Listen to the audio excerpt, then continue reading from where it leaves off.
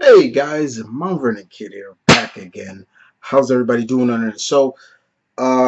Yeah, I'm here, guys. If you see the title, if you see the link or the title, yeah, guys, I'm here to give you a double movie review. I haven't done a movie review for a while, but I'm here to do it because last week I saw two movies that I've been wanting to see. You know, it was on my list to see. I finally got a chance, had enough time to finally get to see both movies, and so we're gonna get a double dose of what I thought of these two movies in general, as always. So we'll break it up one and two, and those movies, of course, will be Guardians of the Galaxy Vol.2, and of course, the one, the only, the godmother of all superheroines, Wonder Woman. Yes. Um, where did I leave those ticket stubs? Usually, guys, you know me, I like to show my stub proof that I saw it. It's in my pocket. I think I left them in my room.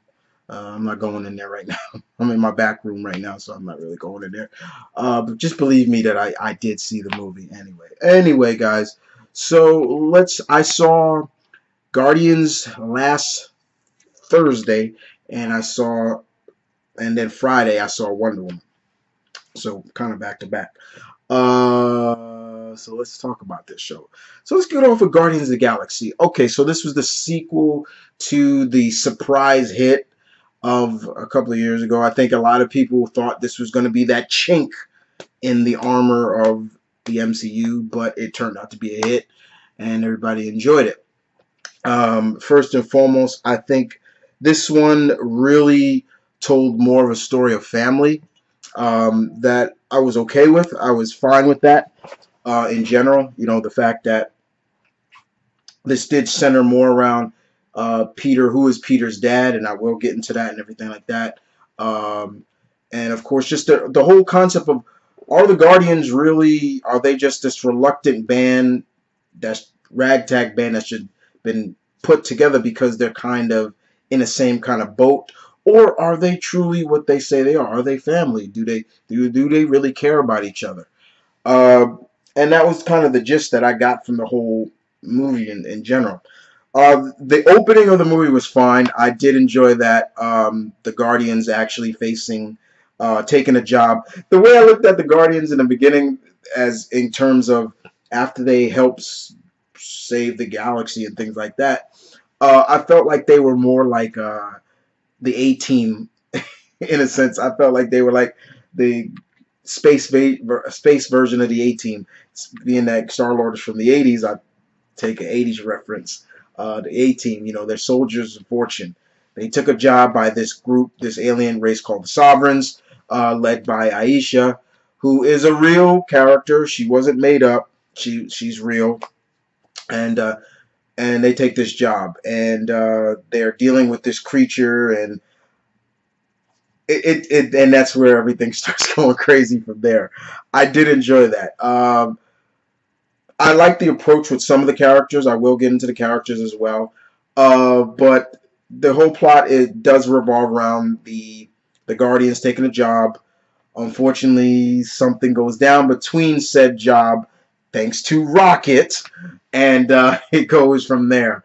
Um, there's also another side story that's also going on between the Ravengers and Yondu. Yondu has seemed to have been almost kicked off the Ravengers in a sense, thanks to another classic character played by Sylvester Stallone, aka Starhawk.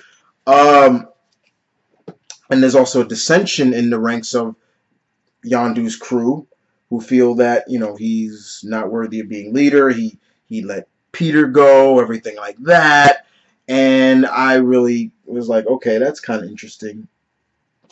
And then there's, like I said, more dealing with family. We get to see Peter meet his dad, played by the legendary Kurt Russell, who is in this movie is not Jason of Spartax, but basically Ego, the living planet. I'm gonna talk about that real quick.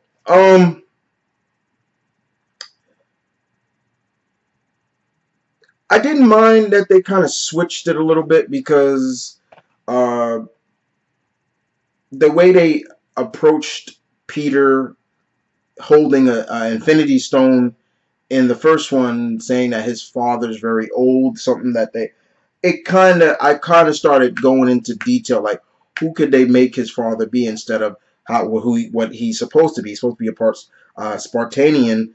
I hope I'm saying the name right. His father's race instead of that.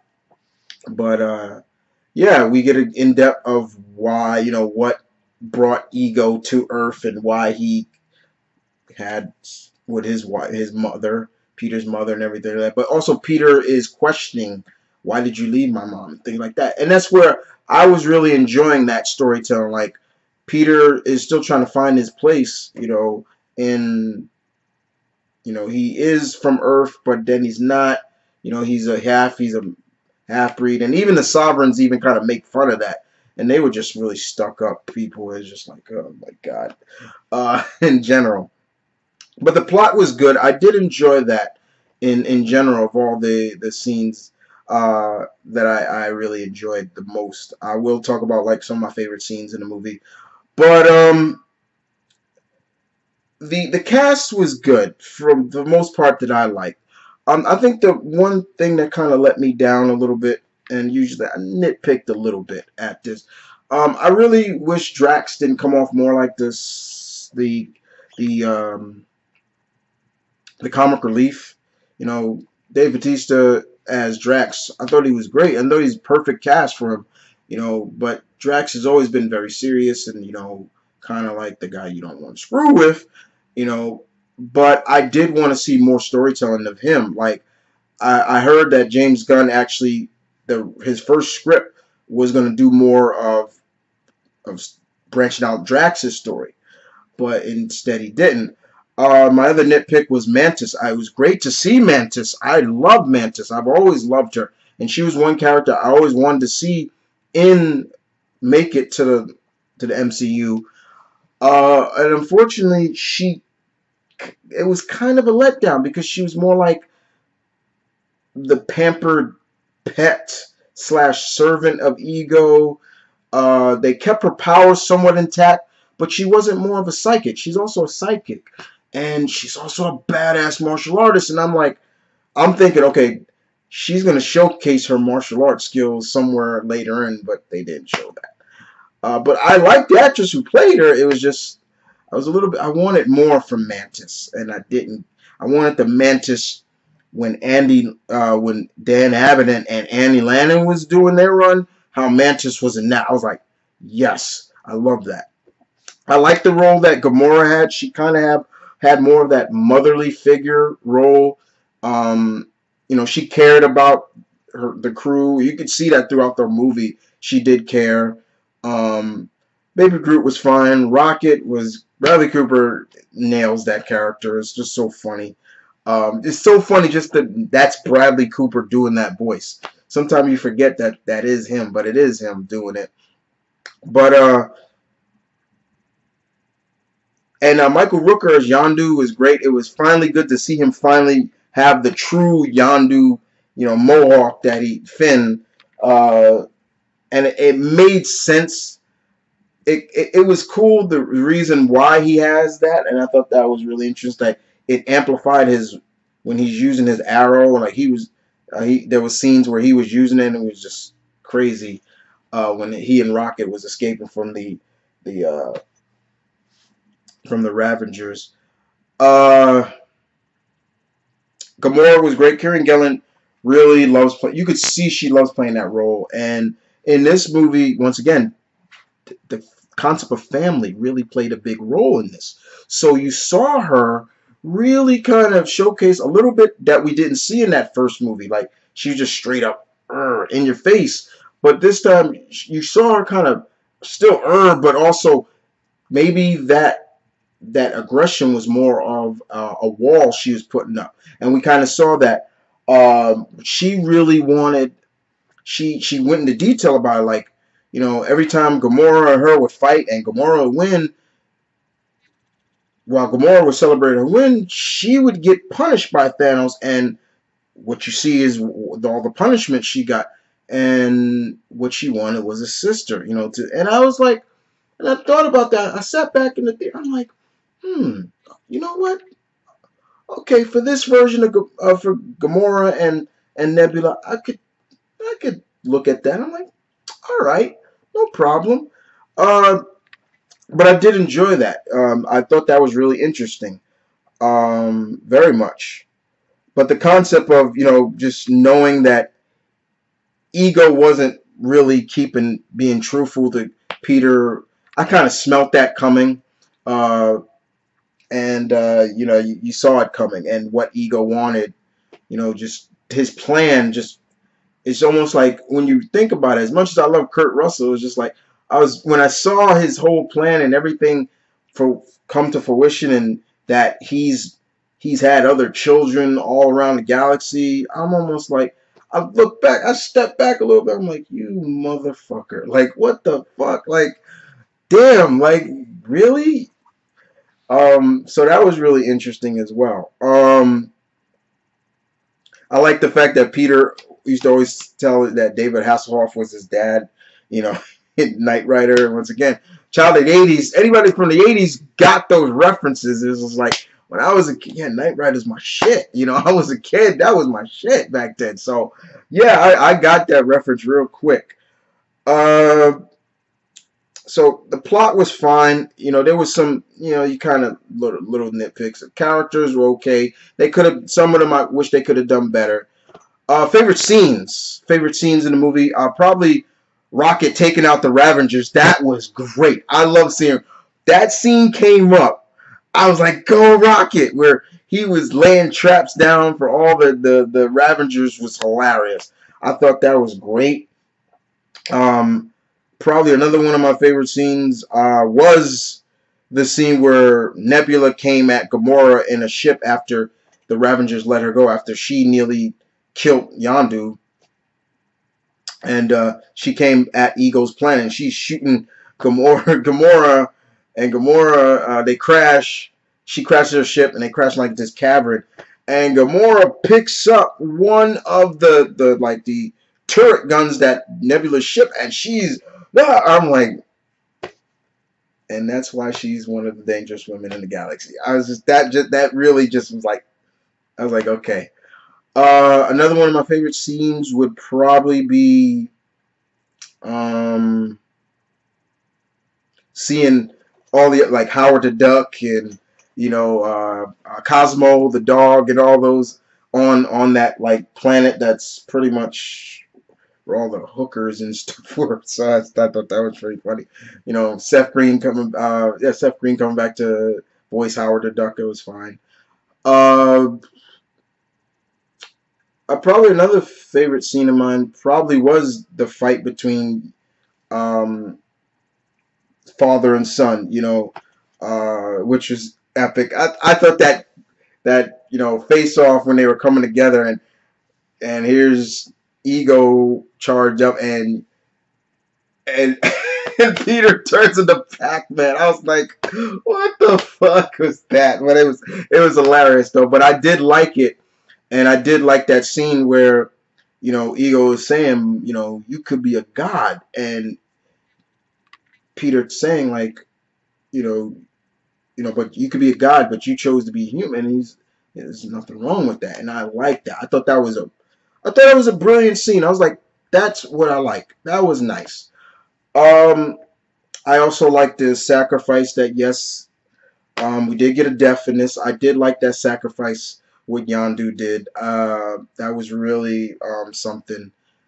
But you truly get to see throughout this movie that the team, the Guardians, they do care about each other. They are a family, and that was something I really enjoyed. But yeah, Yondu did die.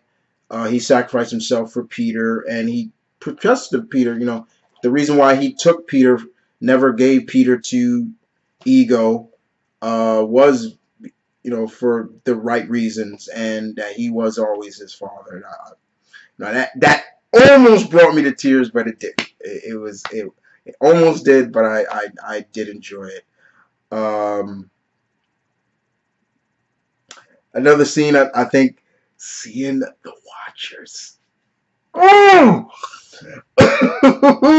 When I saw the Watchers, I was like, "Oh my god, they're in." I was just like, "They're in." You can't erase that. You can't erase that. Sitting with Stan Lee, I thought that was funny. But they look good. I was like, "Yes." Um, but and of course, Yandu did get like a ceremonial burial that they did make him a Ravager again. What I also enjoyed, and I thank James Gunn a lot for this because I think a lot of people don't realize that the original Guardians of the Galaxy are from, you know, the Guardians of the Galaxy you see now, they're not the originals. And James Gunn actually gave us the original Guardians from Sylvester Stallone's character, who is Starhawk, and we saw Charlie 27, played by Ving Rhames, and they made him bigger than he's supposed to be because Charlie 27 is like just real big, muscular dude. You had Michelle Yeoh as Starhawk's female counterpart, because Starhawk can change gender, and I was like, is that Michelle Yeoh? And I was like, yes, that is. I always wanted her in this. She was my pick for Gamora. I wanted her to be Gamora. Michael Rosenberg, he was Martinez, I believe that's the name. The crystallized man, that was him, who can do hot and cold fire. And of course, Yandu was the other member. So he paid respects to the original, which I loved. I thought that was really great. Um, but overall, like I said, the villain really was about ego.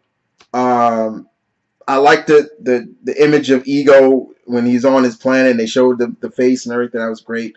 But the Sovereigns, Aisha and all of them were just kind of there. It's like, yeah, they're just there. They were like annoyances, really. Oh, you stole from us, blah, blah, blah.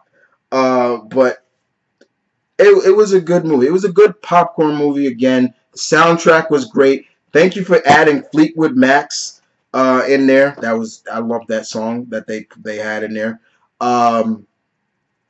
So the soundtrack was always good once again, and looking forward to Volume 3. Uh, James Gunn has already said he's starting to work on an early script of it already. Um, the movie has grossed now. The budget was 200 mil, and it has tripled its box office. So it not even doubled, it tripled. It's now over 828.3 million. That's the box office now. So it made back all its money, which that's always what you want to do, make back all your money for the budget. They did. Like I said, James Gunn is working on. He said he's gone on record to say that they want to focus maybe more on Gamora story. That would be good to focus on her, and in terms of her people and what Thanos did to her people. I thought it was interesting. There was one other scene I forgot to mention that I did like, the embracement of the sisters. Like, they reconciled, and Gamora hugs her, and it's almost like Nebula was like reluctant to do it, but she did hug her sister, but then she pulled away real quick, like, and she's going off to now Thanos. Good luck with that. Okay. But I did like the movie. I did. It was fun. I did. It was fun like the first one. I did. The post credit scenes. The only one that really kind of made me like, oh shit, please tell me he's gonna be in it, was the one where Aisha says he's gonna be our finest warrior, and you kind of smelt that was coming with the Sovereign people, like they were gold faced and everything. I'm like, this is the build up to Adam Warlock. So if they are doing Adam Warlock, and but the movie was good, guys. I did enjoy it. I really did enjoy the movie. Nothing really too much to complain about. But I did like the focus of how they the kind of the theme of this one was more family based. I'm all about family, so family, family is important to me. So I got where they were going with that. James Gunn did a good job. This side of the MCU in terms of the cosmic, in terms of the Guardian, this is James Gunn's baby. Just let's call it what it is. That's his baby. He is talking about maybe even adding Quasar into it. If they bring in Quasar and the quantum bands, the protector of the universe, Weldon Vaughn, ooh, I'll be. But I don't know, because James Gunn has talked about he wants to keep the focus of the only human being Peter Quill. He doesn't want to go into bringing in other humans yet. That's why we haven't seen Darkhawk or Nova, Richard, or Sam. People like that. He wants to keep it that. If anything, I would love to see them bring in Moondragon, but she's human though, and she's Drax's daughter too. Well, in the comics she is, but I would still love that. That'd be cool. But yeah, man, good stuff. I did enjoy it. I did enjoy it indeed. So on to the next. Yes, first of all, Wonder Woman. If you don't, after I watch this movie, I post on every social media account that I have, from my Tumblr to my Twitter to my Facebook to even my Instagram. And I basically said the same thing. Thank you, Miss Patty Jenkins, for doing this. Thank you so much. Did I like Wonder Woman? I fucking loved it. Let me make sure you heard that real quickly. I fucking loved it. This is how you do it, DC. And I'm glad that you got it correctly with the godmother of all superheroines. Thank you, Gal Gadot. You truly are Diana. I know there's a lot of negative people saying you were too small, or even stuff you even said yourself, Miss Gadot. Her breast was too small. I'm like, what the fuck does her breast got to do with? I'm like, that's ridiculous. When I heard that, when she talked about that, I was like, are you serious? Like, I think you're. Never mind. I'm not even gonna. Let's cut that one out. But the movie. Let's talk about the movie real quick. This was great.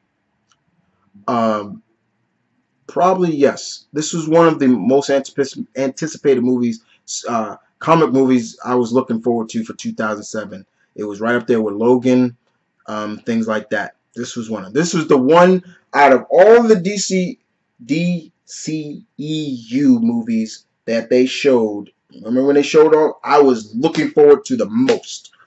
This was it, and it delivered.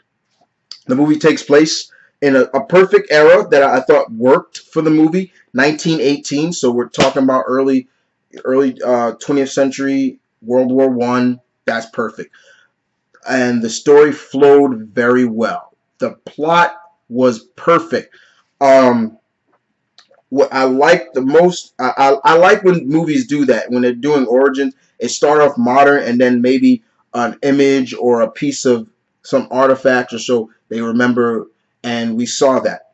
Diana, I believe she's the curator of the Louvre, which is great, and she gets a package from Bruce with that picture, a watch, things like that, and then it goes into the story, and we see what I loved also about this movie. What I loved is the presentation of the Amazons. Patty Jenkins to Robin Wright to Anna Wolf to Samantha Yo to Connie Nielsen herself, who played Queen Hippolyta. You portrayed the Amazons the way I wanted them to be portrayed, not as bloodthirsty. Ugh, man. I wish I had something I could squish real quick. Man, balls. No, they portrayed them very well, and I thought that was they she nailed that perfectly. It's funny seeing Robin Wright as Hippolyta's sister and the general, because every time I was like, Jenny, from Forrest Gump, because that's who she played.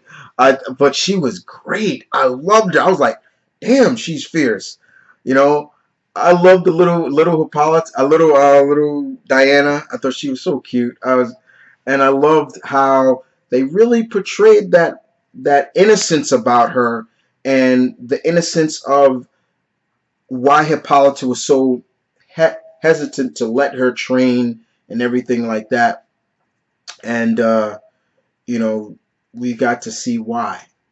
They pulled a little bit of the New 52, and with the whole her being a demigoddess and everything like that. But that I didn't mind that. The portrayal of the Amazons, that was like the first plus. I was like, yes, she got it. She understood. She understood it.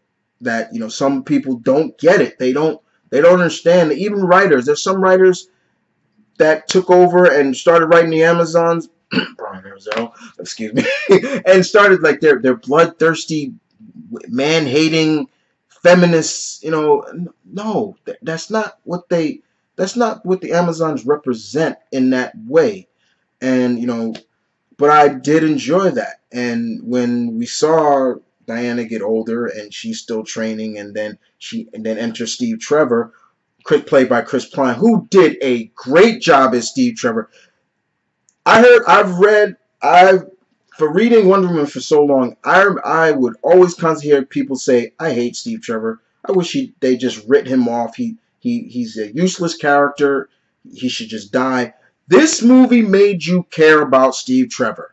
This movie did. And we saw that really well. Chris Pine and Gal, their chemistry together was really good. I really enjoyed that. And when the Germans did come into their mascara, I liked how they played off their mascara too. How they were able to, the whole cloaking of the island and keeping hidden, perfectly done. You saw the Amazons get down and dirty, and I was just like, ooh.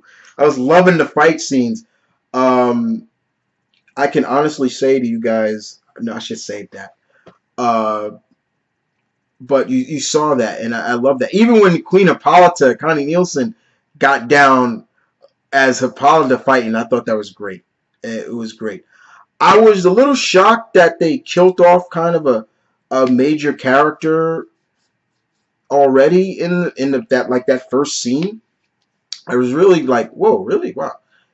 I thought, because I thought that said character, I'm going to kind of don't want to spoil it because if nobody hasn't seen it, that said character is supposed to be in Justice League as well. So, but it was really interesting. I was like, whoa, they took that character out already. Okay. I love the journey that Diana went through in terms of, I'm trying not to spoil too much for you guys in terms of the plot. I like the journey that she's gone through from being this, kind of naive. Her knowledge of man's world is limited. She knows a little bit, but so when she's in man's world or this century, she's kind of really alienated and kind of like, whoa, why are they holding hands? Why are they doing this? Why? Asking questions to Steve Trevor, and when she said she didn't call him Steve. When she said Steve Trevor, I nearly blew a gas. I was like, oh, I nearly geeked out because remember, comic wise, she never used to call him Steve at first. She used to always say Steve Trevor, call him by his full name. I love that. It's the little things that matter to me the most. And I think probably one of my favorite parts was, the first laugh I had was where she talked about where she read this book that talked about intimacy between men and female, and she's like, no, you wouldn't want to like this. I'll spoil this part. She was like, no, you wouldn't want to like it because the ending really goes on to say that, really, we don't really need you men to please us. And I was like, oh, that cracked me up. That was really funny. But I like the journey that Diana went through in terms of, you know, seeing everything from, she, I like that Steve would tell her, stay here. She never really stayed. Her curiosity always got the better of her and she wanted to know more. And I thought that was perfectly done because here's a woman who's new to this. So you would think, okay, somebody new, your curiosity is going to get you. And they played that off very well. And I like that. I thought that was really well done.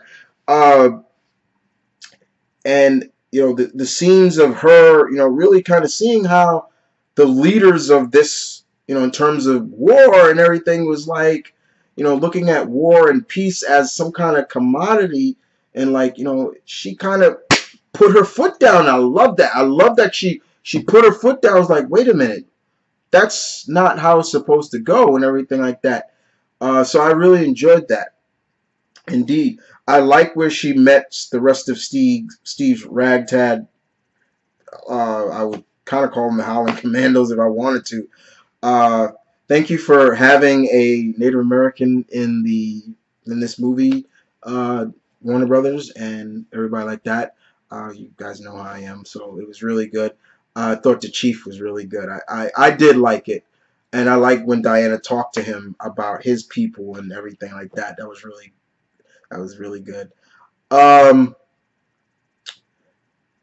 what I really have no nitpicks at this movie in general. You want to know the truth about? I cried on this movie, y'all. I really did. I'm gonna be honest with you guys. Your boy cried. And it's been a long time since I've shed tears of joy on a superhero movie. The last time I did it was the first Spider-Man movie, seeing Spidey come to life for the first time. And at that time, it was 40 years in the making. And to see him web sling, I cried. This movie, I cried as well. And I'll tell you the scene which really started me boo-hooing, like not like that, but just tears of joy when I was watching it. It's when they're in the trench, quote unquote, no man's land, and Diana, she was listening to like a refugee talk about there's women and children, and she's like, Steve, we have to go. I'm gonna spoil this for you guys. We have to go out there to help them. And he's telling her, no, we can't. That's not our mission. We can't do this. Blah blah blah. This is no man's land. They've been here for years. They've never passed that threshold. And she popped on that tiara and was like, well, it's what I'm gonna do. And the moment she started stepping out of that trenches, y'all, that's when the tears started coming. That's where the tears started to flow for me. And the reason why is because I took that scene very symbolically. All right, let me explain why. I took that scene very symbolically. All the negativity about everything from Gal being too skinny to play the role. Gal's not the perfect her breasts aren't big enough. Bullshit reasons. A female lead won't sell as good. But every time she deflected a bullet that was like a shot to all those negatives, like she's too skinny. Bam, get that negativity out of my way. Walking forward, that just instantly made me start tearing up, and it's getting a little emotional right now. And I started to feel like she's moving forward. It's like, there you go, moving forward.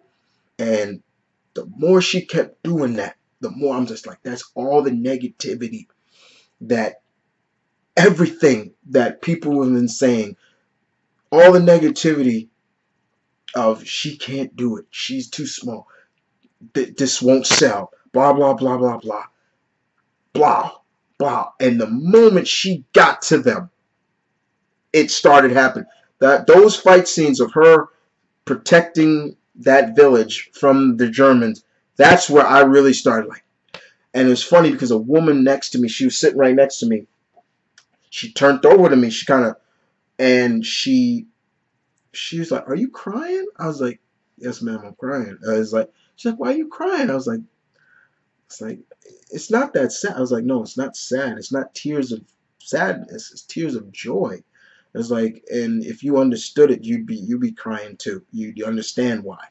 And I cried that whole scene where she, everything that happened in that, I was just like, they did it. They got it right. They got it. And it was, that's what I was crying about. It's just like, they got it. They got it. And I love that. And I loved how that scene played out. And I loved the aftermath of that scene too. You know,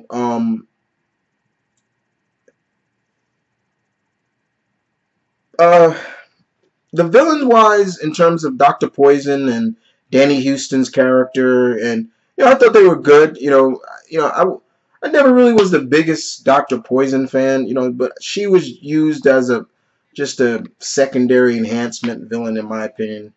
But the woman that played her, came off kind of creepy to me. I was a little creeped out about her. She had those looks like, this woman is off her rocker. you know, Danny Houston, parts of me was like, man, this dude could have played Red Skull.